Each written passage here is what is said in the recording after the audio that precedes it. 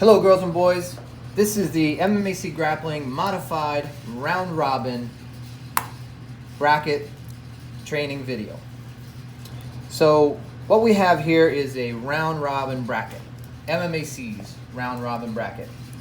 Now what round robin means is that in a round robin division, you're going to go against every other competitor in your division, whether you win or lose. So unlike the single elimination format that we used to use, where the first round of competitors to get eliminated went home, now, win or lose, you compete against everybody in your bracket. And the winner is determined by who has the highest number of total wins, which means that you can actually beat the overall winner in your division, but still lose because you have less total wins than the overall winner. So what you're going to get is a bunch of bracket sheets that look like this, one for every division that you're going to be running at your individual table. The competitors' names are going to be written in these competitor boxes along the top row. The same names in the same order will be written along the left-hand side as well. And everywhere that you have a junction is what we call a competitor crossroads. And those are the matches you're going to run. Now, when you run one of those matches, when you have a winner, you write the winner's name into the crossroad box, and most importantly, you put a check mark in that competitor box on top in these green boxes you see in every competitor box. Then, of course, after you've written the winner's name in, if they won by submission, you write in their submission time, or if they won by points, you write in the point score. Now, in the end result, what we're hoping for is to everybody up here have a different number of total wins so that we can simply go by who has the most wins and write that in the box.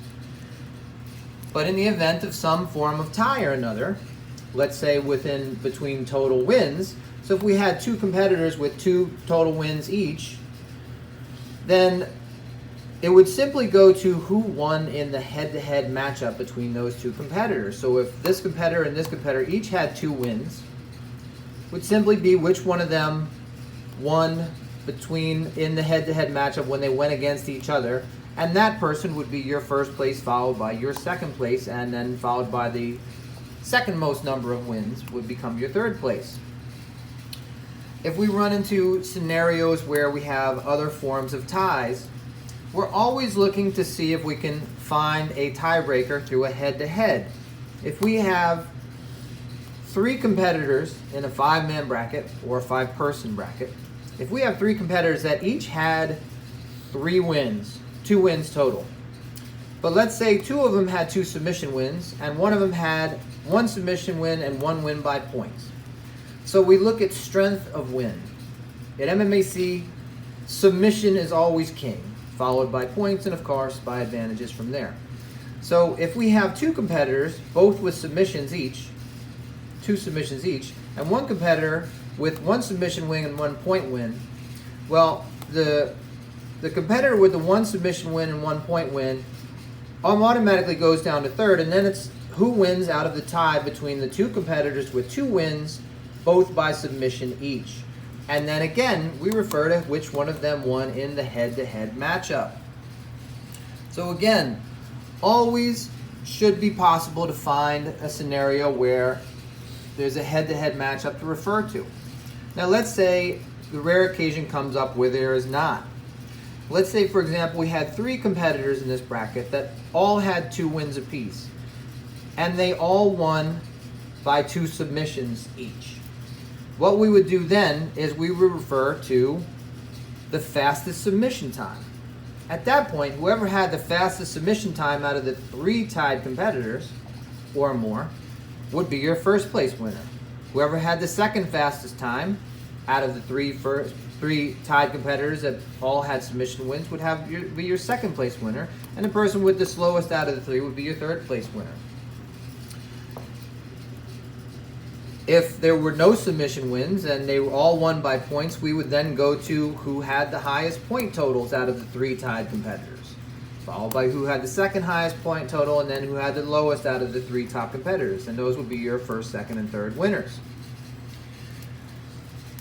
And basically that is about all there is to scoring and keeping track of a round robin bracket. Now the only time you will ever have to do anything within this bracket outside of checking and filling in these 4 areas per match is if you're running a 2-person bracket. Now unlike what a lot of people might think where a 2-person is best 2 out of 3, it's not. It's 2 matches. They go against each other twice. So if you had Bill and Bob, and Bill and Bob, you'll notice what we have here is we only have 1 crossroad bracket box to log in. So okay, so let's say Bill and Bob go against each other and Bob wins. So we're going to write Bob's name in, and we're going to put a check in there for Bob. Now if he won by submission at 3 minutes, then we're going to write in the submission time. Now, if they go again and Bill beats Bob this time, well, then we're going to put a check mark, of course, first and foremost in Bill's win box. But then we're going to put a check over here to the left, and we're going to use the left-hand box to finish writing in our information. So if Bill beat Bob at 4 minutes in, with 1 minute left, then we're going to write in the submission time there. And then since they both have 1 win each, we're going to revert to who had the fastest submission time since they were both by submission, and that is how we'll determine a tiebreaker.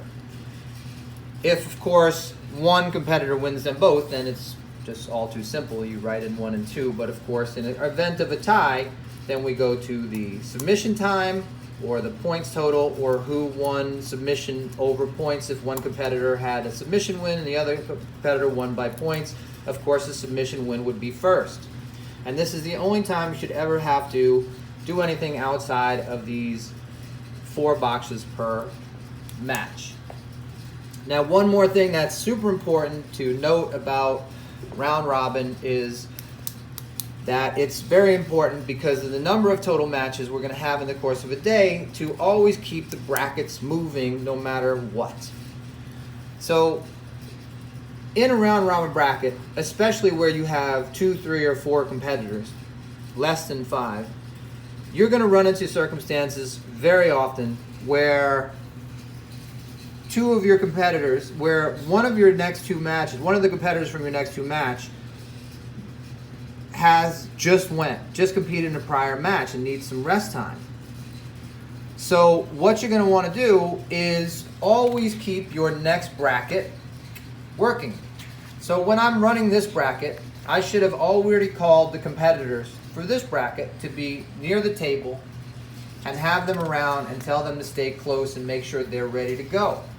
So if I'm running matches in this bracket and I come to a circumstance where my next 2 competitors, one of them just went in the previous match and needs some rest time, then I'm going to call the first 2 competitors from my next bracket.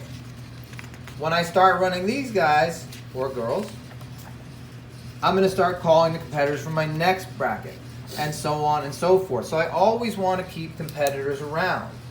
So that way I never have a scenario where I'm waiting for somebody to get some rest time. I always have enough competitors to flip-flop back and forth to keep the matches going 100% of the time. Try not to stray too far. Obviously you want to always stay within a, preferably in a 2 bracket span. Even though you've called the competitors for your following bracket, you always want to keep the matches bouncing back and forth between 2 brackets so that you have less of a chance of getting confused. And that, my friends, is pretty much everything you should need to know. Now, if you have any questions beyond that about tiebreakers or anything else, just refer to your ring boss. The ring boss will be somebody that should be floating around all rings, helping people out, spreading brackets around, making sure everything's taken care of, and they should be able to answer any questions you have. And that about sums it up, children. So thank you very much, and see you at the event.